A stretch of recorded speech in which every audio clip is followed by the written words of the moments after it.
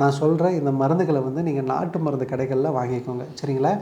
என்ன அப்படின்னாக்கா, எல்லாருக்கும் தெரிஞ்ச கீழாநெல்லியை வந்து எடுத்துக்கோங்க. அதுக்கடுத்தது வந்து கரிசாலை, அதுக்கப்புறம் நீர்முள்ளி செடியை வந்து நீங்கள் நாட்டு மருந்து கடைகளில் கிடைக்கும். ஏன்னா நீர்முள்ளி பயங்கரமான லிவர் டானிக்கு. அதாவது வந்து இதை வந்து சித்த மருத்துவத்தில் டயூரிட்டிக் ஆக்ஷனுக்காக வந்து பயன்படுத்துவோம். அதாவது வந்து இதுக்கு நீர் பெருக்கி செய்கை உண்டு.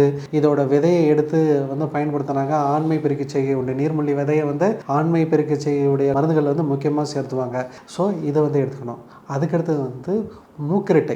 இந்த மூக்கிரிட்டையும் இதுக்கு வந்து சமஸ்கிருத பேர் வந்து புனர்னவானா புனரமைத்தல், உள் உறுப்புகளை வந்து சீரமைக்கக்கூடியது. சரிங்களா? அதுக்கடுத்தது மரமஞ்சள். இது 5 மட்டும் போதும். இந்த 5 பொருட்களையும் நீங்கள் நாட்டு மருந்து கடைகளில் வாங்கி பொடி பண்ணி வச்சுட்டு கஷாயமாக சாப்பிட்லாம், இல்லை சூரணமாக எடுத்துக்கலாம். பொடி பண்ணி வச்சுட்டு டைரெக்டாக தண்ணியில் வந்து நீங்கள் கலந்து சுடு தண்ணியில் கலந்து நீங்கள் குடிக்கலாம். இல்லை எனக்கு அப்படி வேணால் நான் அப்படி குடிக்கிறது கஷ்டமாக இருக்குது அப்படின்னாக்கா கஷாயம் மாதிரி வச்சு 5 டம்ளர் தண்ணி வச்சு 1 டம்ளராக வற்ற வச்சு அதை காலையில் சாயந்தரம் குடிச்சிட்டு வந்தான். இது மிகப்பெரிய வந்து ஹெப்படோடானிக். லிவரை வந்து ப்ரொடெக்ட் பண்ணக்கூடியது. இது கொலஸ்ட்ராலை கண்ட்ரோல் பண்ணும்.